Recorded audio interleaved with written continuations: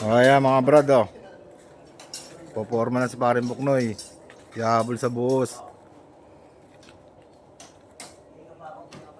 Yung pinormani ko akong dalawa, bubuhusan na ngayon.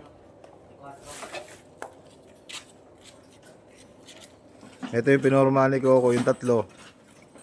Ayan, nabuhusan na. Gumagawa na ng biga yung dalawa. Si Tope tsaka si Parimon. Ready to slab na yan eh.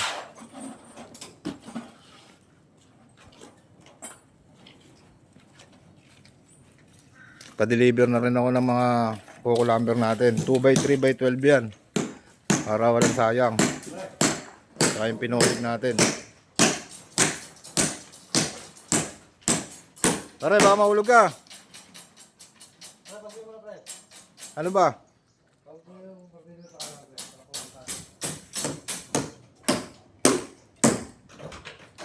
Dito, may swimming pool na gagawin din dyan eh. Hindi pa ako makaporma kaya wala akong paglalagyan ng mga materyales. Papaislab muna ako bago ko pa uko yung swimming pool.